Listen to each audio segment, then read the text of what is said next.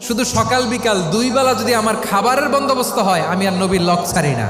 আমার আনসার সাহাবারা ক্ষেত খামারের কাজ করতো, আমার মুহাজির সাহাবারা ব্যবসা করতো, আর আমি নবীর সাথে সাথে থাকতাম।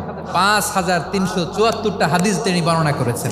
সবচেয়ে বেশি হাদিস বর্ণনাকারী সাহাবী আবু হুরায়রা রাদিয়াল্লাহু তাআলা। বিড়ালের বাবা কি করতেন? খালি হাদিস মুখস্থ করতেন। হাদিস প্রিজার্ভেশনের কাজে বিশ্বনবী ওনাকে কাজে লাগিয়েছেন। উনি একদিন বলেন, ইয়া রাসূলুল্লাহ আসমাউ মিনকা কাসীরান ফালা আহফাজু। নবী, অনেক কথা শুনি, আমার মনে থাকে না। বিষ্ণু বললেন, তাই তোমার চাদরটা বিছাও। আবু হুরায়রা বিছালেন। বিশ্বনবী হাত বুলায় দিলেন। এরপরে অনেক হাদিস বর্ণনা করলেন। আবু হুরায়রা বলে, তারপর থেকে বিশ্বনবী যাই বর্ণনা করে আমি শুনি আর একটাও বলি না। এখন সুবহানাল্লাহ। বিশ্বনবী ওনাকে নবীর এই যে লক্ষ্য হাদিস প্রিজার্ভেশনের এই দায়িত্ব দিয়েছেন সাইয়েদনা আবু হুরায়রা রাদিয়াল্লাহু তাআলা আনহুকে। আপনারা কি খেয়াল করেছেন কত বড় চৌকস ট্যালেন্ট হান্টার ছিল আমার নবী? এক একজনের এক এক ট্যালেন্ট, এক একজনকে এক এক দায়িত্ব দিয়েছেন, এক একজনের প্রতিভাকে এক একভাবে বিকশিত হওয়ার সুযোগ দিয়েছেন। আওয়াজ করে বলেন ঠিক কি না?